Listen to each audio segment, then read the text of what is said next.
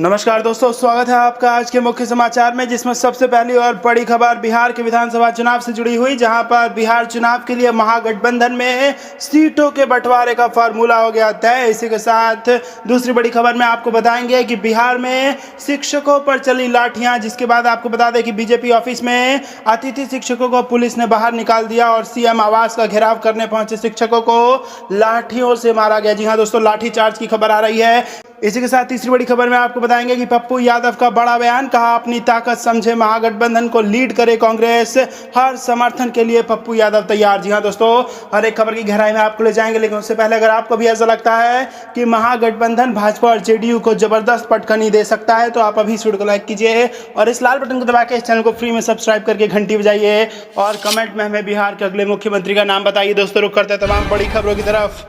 बिहार चुनाव के लिए महागठबंधन में सीटों का फॉर्मूला तय। जी हां दोस्तों, बिहार में राष्ट्रीय जनता दल नेतृत्व वाले महागठबंधन के कई नेता रांची जाकर आरजेडी अध्यक्ष लालू यादव से मिलकर रणनीति बना रहे हैं या टिकट की मांग कर रहे हैं। इस बीच सूत्रों का दावा है कि महागठबंधन में सीटों का फॉर्मूला तय कर लिया गया है। सूत्रों के मुताबिक तय है कि गठबंधन की अगुवाई करने वाला आरजेडी जहां बड़े भाई की भूमिका में अधिक सीटों पर अपने उम्मीदवार उतारेगा, वहीं दूसरे नंबर पर कांग्रेस रहेगी। महागठबंधन के सूत्रों का कहना है कि शामिल घटक दलों के बीच सीटों को लेकर लगभग सहमति बन गई है। वाम दलों के बाद बुधवार को राष्ट्रीय लोक समता पार्टी की ओर से सीटों पर बातचीत करने के लिए अधिकृत उपाध्यक्ष राजेश यादव और प्रदेश कार्यकारी अध्यक्ष वीरेंद्र कुशवाहा ने आरजेडी के प्रदेश अध्यक्ष जगदानंद सिंह से बात की। इससे पहले वाम दल के नेता भी जगदानंद सिंह से मिलकर बात कर चुके हैं। सूत्रों का कहना है कि आरजेडी 135 से 140 सीटों पर प्रत्याशी उतार सकती है, वहीं कांग्रेस के हिस्से 50 से 55 सीटें आ सकती है। इसके अलावा आरएलएसपी को 15 से 20 और विकासशील इंसान पार्टी को 10 से कम सीटों पर प्रत्याशी उतारने का मौका मिल सकता है। इसके अलावा वाम दलों की पार्टियों के साथ सामंजस्य बैठाने की कोशिश की गई है। रुक करते हैं अगली खबर की तरफ। बीजेपी ऑफिस में घुसे अतिथि शिक्षकों को पुलिस ने निकाला, सीएम आवास का घेराव करने पहुंचे शिक्षकों पर लाठी चार्ज। जी हां दोस्तों, बिहार भाजपा ऑफिस में गुरुवार को जमकर हंगामा हुआ। बिहार के अतिथि सहायक प्राध्यापक काफी संख्या में भाजपा ऑफिस के अंदर पहुंचे और सूबे के उप मुख्यमंत्री सुशील कुमार मोदी से मिलने की मांग करने लगे। वहां मौजूद पुलिस ने उन्हें समझाने की कोशिश की और पार्टी ऑफिस से बाहर जाने के लिए बोला, लेकिन अतिथि सहायक प्राध्यापकों के साफ तौर पर कहना था कि जब तक उप मुख्यमंत्री से हम नहीं मिलेंगे, यहां से बाहर नहीं जाएंगे। फिर इसके बाद पुलिस ने जबरन भाजपा ऑफिस के अंदर मौजूद अतिथि सहायक प्राध्यापकों को बाहर कर दिया। इस पूरी घटनाक्रम के दौरान सुशील कुमार मोदी कार्यालय के अंदर ही मौजूद थे। इससे पहले बिहार के विश्वविद्यालय अतिथि सहायक प्राध्यापक मुख्यमंत्री नीतीश कुमार के आवास का घेराव करने पहुंचे थे। इस दौरान अतिथि सहायक प्राध्यापक पर पुलिस ने लाठीचार्ज भी किया। दरअसल सैकड़ों की संख्या में बिहार के विभिन्न जिले से आए अतिथि सहायक प्राध्यापक अपनी मांगों को लेकर मुख्यमंत्री आवास प्रदर्शन करने जा रहे थे। तभी पुलिस ने नया सचिवालय के पास सभी को रोक दिया, लेकिन आक्रोशित प्रदर्शनकारी जबरदस्ती मुख्यमंत्री आवास जाने की कोशिश करने लगे। फिर पुलिस ने सभी सहायक प्राध्यापक पर लाठीचार्ज कर खदेड़ दिया। ये सभी सहायक प्राध्यापक यूजीसी के नियम अनुसार नियमित करने की मांग कर रहे थे। गौरतलब है कि बिहार के विश्वविद्यालय अतिथि सहायक प्राध्यापक नियमित करने की मांग कर रहे हैं। इसी मांग को लेकर आज अतिथि सहायक प्राध्यापकों ने पटना में जेडीयू कार्यालय से लेकर बीजेपी कार्यालय के अलावा इको पार्क के पास विरोध प्रदर्शन किया। रुक करते हैं अगली खबर की तरफ। पप्पू यादव का बड़ा बयान, अपनी ताकत समझे और महागठबंधन को लीड करे कांग्रेस, हम समर्थन को तैयार। जी हां दोस्तों, जन अधिकार पार्टी के प्रमुख व पूर्व सांसद पप्पू यादव ने बिहार की सियासत के लिहाज से बड़ा बयान दिया है। उन्होंने कहा कि कांग्रेस बड़ी पार्टी है और महागठबंधन को लीड करने के लिए उसे आगे आना चाहिए। उन्होंने कहा कि कांग्रेस राष्ट्रीय पार्टी है, कांग्रेस के नेताओं को अपने दल की ताकत को समझनी चाहिए और बिहार में नेतृत्वकर्ता की भूमिका में आना चाहिए। मैं कांग्रेस का समर्थन करने के लिए तैयार हूं। पप्पू यादव ने यह भी कहा कि नेतृत्व की कमान किसी अति पिछड़ा या दलित नेता को मिलनी चाहिए। रुक करते हैं अगली खबर की तरफ। बिहार विधानसभा चुनाव 2020 में सीटों को लेकर असमंजस में लोजपा, 36 और 42 का पेच। जी हां दोस्तों, लोजपा ने चुनाव की तैयारी तेज कर दी है। चुनाव की तैयारी और सीट तथा उम्मीदवारों के नाम पर चर्चा के लिए पार्टी प्रमुख चिराग पासवान ने राज्य संसदीय दल की बैठक 7 सितंबर को बुलाई है। बैठक दिल्ली में होगी। इसमें प्रदेश अध्यक्ष प्रिंस राज और संसदीय बोर्ड अध्यक्ष राजू तिवारी भी शामिल होंगे। एनडीए में अभी सीटों की संख्या तय नहीं होने से लोजपा ऊहापोह में फंसी है। लोजपा प्रमुख चिराग पासवान सीटों पर चर्चा के लिए केंद्रीय गृह मंत्री अमित शाह से 18 अगस्त को ही मिलने वाले थे, लेकिन श्री शाह की तबीयत खराब हो जाने के कारण मुलाकात नहीं हो पाई। लिहाजा अब तक यह तय नहीं हो सका है कि लोजपा को कितनी सीटें मिलनी हैं। वैसे पार्टी ने पहले ही यह साफ कर दिया है कि पिछले चुनाव में जो सीटें मिली थी उससे कम सीट पर लोजपा चुनाव नहीं लड़ेगी। फॉर्मूला भी वही होना चाहिए। हालांकि उम्मीदवारों का चयन वह सभी 119 सीटों के लिए कर लिया है, जहां पिछले विधानसभा चुनाव में एनडीए के उम्मीदवार मात खा गए थे। पिछले चुनाव के फार्मूले पर अगर सीट का बंटवारा होगा तो लोजपा के अनुसार उसका दावा 42 सीटों पर बनता है। यह दावा लोकसभा की 7 सीटों के आधार पर पार्टी ने तय किया है, लेकिन सूत्र बताते हैं कि एनडीए में उनको 36 सीट पर मनाने की तैयारी है। ऐसे रणनीतिकारों का मानना है कि पिछले चुनाव का ही फॉर्मूला इस बार भी होगा, लेकिन विधानसभा के लिए रामविलास पासवान के लिए छोड़ी गई राज्यसभा की सीट की गिनती नहीं होगी। इस प्रकार लोजपा 6 लोकसभा सीट पर चुनाव लड़ी थी और उस हिसाब से उसका दावा 36 विधानसभा सीटों का ही बनता है। बहरहाल पार्टी ने संसदीय बोर्ड की बैठक में विकल्प पर भी चर्चा करने का फैसला किया है। इसके पहले भी पार्टी प्रमुख बोल चुके हैं कि उनकी पार्टी सभी सीटों पर चुनाव लड़ने को तैयार है। रुख करते हैं अगली खबर की तरफ। रांची, लालू यादव के बंगले के बाहर बढ़ाई गई पेट्रोलिंग, मिलने पहुंच रहे टिकट के दावेदार। जी हां दोस्तों, चारा घोटाला मामले में सजायाफ्ता लालू प्रसाद यादव रिम्स के डायरेक्टर बंगले इलाजरत हैं। ऐसे में रिम्स डायरेक्टर बंगले के बाहर पुलिस की पेट्रोलिंग और बढ़ा दी गई है। दरअसल बिहार चुनाव को लेकर टिकट के दावेदार लगातार लालू से मुलाकात करने पहुँच रहे हैं। सभी लोग डायरेक्टर बंगले के गेट के पास सैकड़ों की संख्या में घूमते हुए नजर आ रहे हैं। ऐसे में बरियातू थाना पुलिस लगातार इस इलाके में पेट्रोलिंग बढ़ा दी गई है। गुरुवार को पुलिस ने डायरेक्टर बंगला गेट से कई लोगों को हटाया भी है। हालांकि पुलिस के जाने के बाद फिर से लोग गेट तक पहुंचने की कोशिश करने में जुटे रहे और यह प्रयास करते रहे कि किसी भी तरह से लालू यादव से मुलाकात हो जाए। आपको बता दें कि बिहार में संभावित विधानसभा चुनाव को लेकर सरगर्मी तेज हो गई है। ऐसे में सभी नेता जानते हैं कि आरजेडी की कैंडिडेट लिस्ट खुद लालू यादव ही फाइनल करेंगे। ऐसे में नेताओं का लगातार रांची पहुँचने का सिलसिला जारी है। इसलिए सुरक्षा कारणों की वजह से बंगले के पास पुलिस की पेट्रोलिंग बढ़ा दी गई है। रुख करते हैं अगली खबर की तरफ। आर्थिक तबाही के लिए इस्तीफा दे वित्त मंत्री या पीएम, उन्हें बर्खास्त करें। जी हां दोस्तों, कांग्रेस ने गुरुवार को सरकार पर सकल घरेलू उत्पाद की वृद्धि दर और बेरोजगारी में गिरावट पर आर्थिक आपातकाल की ओर धकेलने का आरोप लगाया और कहा कि वित्त मंत्री निर्मला सीतारमण को इस आर्थिक तबाही के लिए खुद को इस्तीफा दे देना चाहिए या प्रधानमंत्री नरेंद्र मोदी को उन्हें बर्खास्त कर देना चाहिए। पार्टी के मुख्य प्रवक्ता रणदीप सुरजेवाला ने भी कहा कि मौजूदा स्थिति में सरकार के भीतर प्रमुख राजनीतिक और वित्तीय सर्जरी की आवश्यकता है। मीडिया रिपोर्टर्स के अनुसार सुरजेवाला ने राज्यों को जीडीपी, बेरोजगारी और जीएसटी बकाया के आंकड़ों का हवाला देते हुए संवाददाताओं से कहा, आज पूरे देश में आर्थिक तबाही का गहरा अंधेरा है। आजीविका, रोटी, रोजगार खत्म हो गए हैं और व्यापार, व्यवसाय और उद्योग एक ठहराव में आ गए हैं। अर्थव्यवस्था बर्बाद हो गई है और जीडीपी मेज पर है। देश को आर्थिक आपातकाल की ओर धकेला जा रहा है। वित्त मंत्री के ईश्वर के कार्य के बयान का उल्लेख करते हुए उन्होंने दावा किया, मोदी सरकार जिसने 6 साल के लिए धोखाधड़ी के अधिनियम के साथ अर्थव्यवस्था को डुबा दिया है, अब एक्ट ऑफ गॉड यानी भगवान के साथ काम करना चाहती है।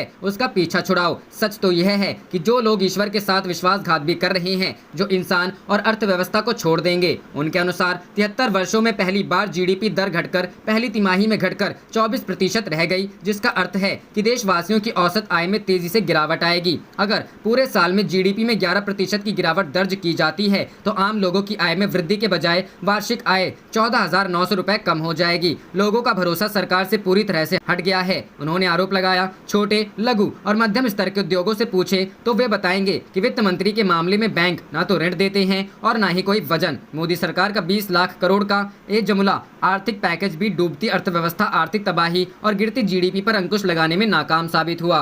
रुख करते हैं अगली खबर की तरफ। रणदीप सुरजेवाला ने कहा, प्रजातंत्र और संसद का गला घोटना चाहती है मोदी सरकार। जी हां दोस्तों, कोरोना महामारी के बीच आगामी 14 सितंबर से संसद का मानसून सत्र शुरू होना है, लेकिन इस सत्र में प्रश्नकाल को शामिल नहीं किए जाने को लेकर विपक्ष ने केंद्र सरकार पर हमला बोला है। विपक्ष का कहना है कि सरकार सवालों से बचने के लिए महामारी का बहाना बना रही है। वहीं कांग्रेस के मुख्य प्रवक्ता रणदीप सुरजेवाला ने कहा है कि जवाबदेही से बचने के लिए षड्यंत्र के तहत प्रश्नकाल को हटाया गया है। मोदी सरकार प्रजातंत्र और संसद का गला घोटना चाहती है। दरअसल अर्थव्यवस्था के मुद्दे पर केंद्र सरकार को घेरते हुए कांग्रेस नेता रणदीप सिंह सुरजेवाला ने गुरुवार को पत्रकार वार्ता की। इस दौरान संसद के मानसून सत्र में प्रश्नकाल के नहीं होने पर कांग्रेस के स्टैंड को लेकर एक सवाल पूछा गया, जिसके जवाब में सुरजेवाला ने कहा कि सुरक्षा के नाम पर सरकार जिम्मेदारियों से पल्ला झाड़ने में लगी है। लोकतंत्र को दबाने के लिए सरकार महामारी का बहाना बनाया जा रहा है। उन्होंने कहा कि संसद में प्रश्नकाल को समाप्त करके सरकार प्रासंगिक सवालों से जवाब देने से डर रही है।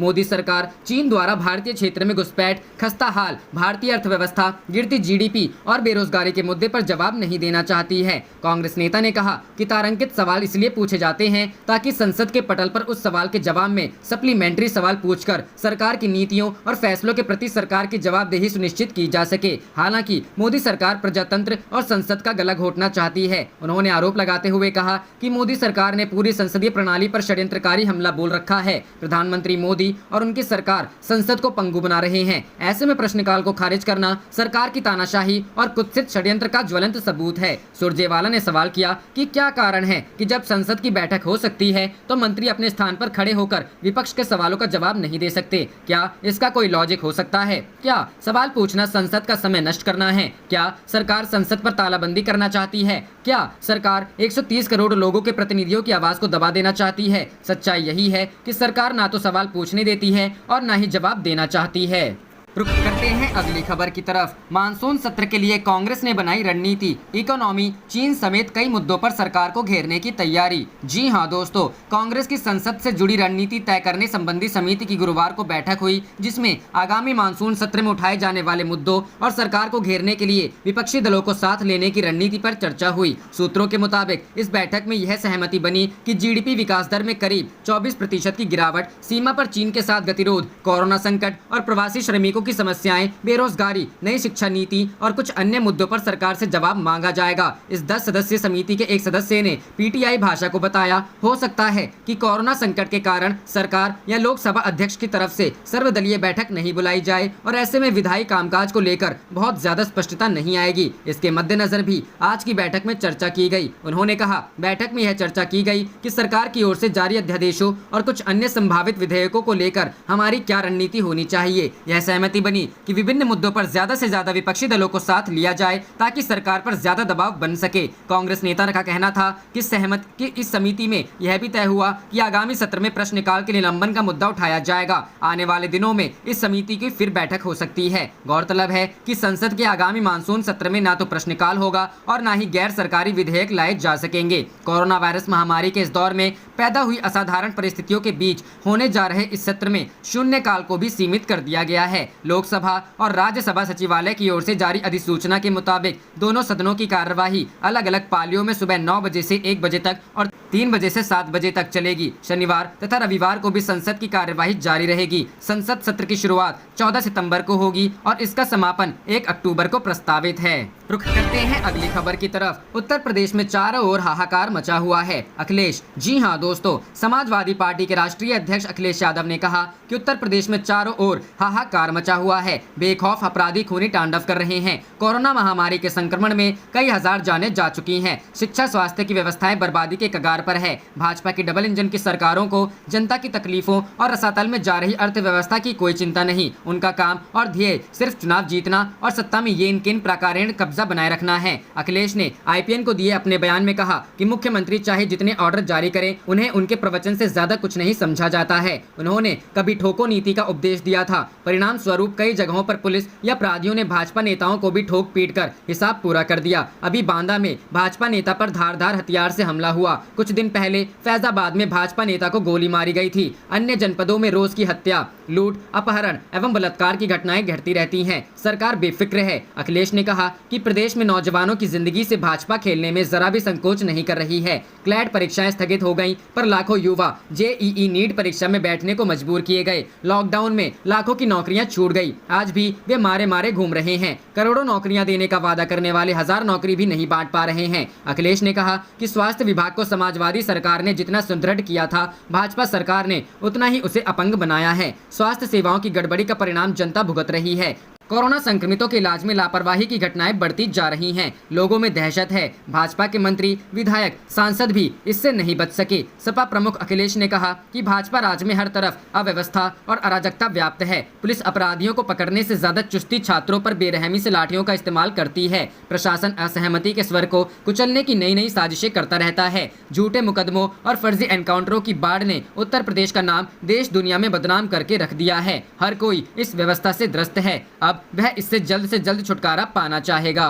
रुख करते हैं अगली खबर की तरफ। योगी सरकार के नोटिस को संजय सिंह ने फाड़ा, कहा धमकियों से नहीं डरने वाला। जी हां दोस्तों, आम आदमी पार्टी के उत्तर प्रदेश प्रभारी व राज्यसभा सांसद संजय सिंह ने यूपी सरकार की लाल फीताशाही पर निशाना साधते हुए कहा है कि राज्य सरकार मुझे 27 अगस्त को नोटिस जारी कर 27 को ही सुबह 10 बजे हाजिर होने के लिए कहती है, लेकिन मुझे ये 3 सितंबर को दिल्ली में मिलती है। उन्होंने पत्रकार वार्ता में इस नोटिस को फाड़ते हुए कहा कि मैं इससे डरने वाला नहीं हूँ। उन्होंने कहा कि त्वरित संचार मीडिया के इस युग में ये नोटिस 31 अगस्त को लखनऊ से डाक द्वारा दिल्ली भेजी गई। दिल्ली के पते पर यह आज पहुंची। ये एफआईआर की कॉपी है जो ऑफिस के मकान मालिक द्वारा दिलवाई गई है। इसमें मेरा नाम भी नहीं है, एक नाम और अज्ञात के खिलाफ दर्ज है, लेकिन ये मुझे भेजी गई। इसमें लिखा है कि 27 अगस्त को आपको थाने में हाजिर होना है। यदि आप नोटिस की शर्तों का पालन करने में असमर्थ रहेंगे तो आपको कानूनन गिरफ्तार करना पड़ेगा। उन्होंने कहा कि ये धमकी पत्र एक राज्यसभा सांसद को भेजा गया है। इस तरह की धमकियां बेअसर हैं। राज्य सरकार मुझे डराने की कोशिश ना करें। प्रेस कॉन्फ्रेंस में प्रदेश अध्यक्ष सभाजीत सिंह, सुप्रीम कोर्ट की अधिवक्ता प्रियंका कक्कड़, सह प्रभारी नदीम अशरफ, सह प्रभारी ब्रिज कुमारी मौजूद थीं। रुख करते हैं अगली खबर की तरफ।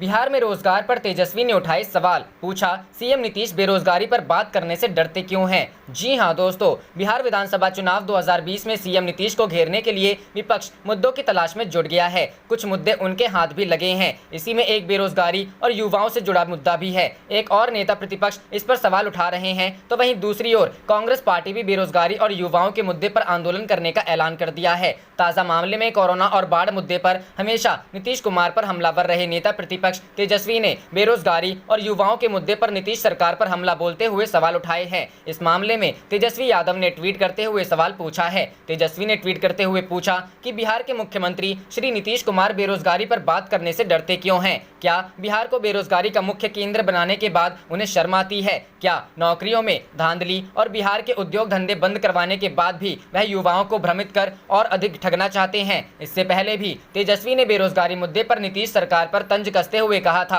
कि बेरोजगारी इस देश का सबसे ज्वलंत मुद्दा है, लेकिन यह सरकार की प्राथमिकता में नहीं है। करोड़ों युवाओं को नौकरी देने का वादा था, यहाँ तो नौकरियां छीनी जा रही हैं। बिहार में सबसे अधिक बेरोजगारी है। डबल इंजन सरकार ने बिहार को बेरोजगारी का केंद्र बना दिया। बेरोजगारी के खिलाफ अभियान चलाएगी युवा कांग्रेस। उधर राजधानी पटना के सदाकत आश्रम में बुधवार को प्रदेश युवा कांग्रेस ने प्रदेश अध्यक्ष गुंजन पटेल की अध्यक्षता में बिहार बेरोजगार युवाओं की पंचायत का आयोजन कर कांग्रेस ने चुनाव में बेरोजगारी और युवाओं से जुड़े मामले में नीतीश सरकार को घेरने का ऐलान कर दिया। सदाकत आश्रम में बुधवार को आयोजित पंचायत में प्रदेश कांग्रेस अध्यक्ष डॉक्टर मदन मोहन झा ने कहा है कि कांग्रेस बेरोजगारों, युवाओं, किसानों, शोषितों की लड़ाई लड़ती रही है। पार्टी आगामी विधानसभा चुनाव के घोषणा पत्र में भी इनकी समस्याओं को प्रमुखता से स्थान देगी। वहीं गुंजन पटेल ने कहा कि बिहार में बेरोजगारी दर करीब 47% है। कहा कि करीब 5 लाख पद खाली पड़े हैं। हर सरकारी बहाली अटकी हुई है। आरोप लगाया कि सरकार ने बिहारी युवाओं के हाशिए पर धकेलने का काम किया है। अब समय आ गया है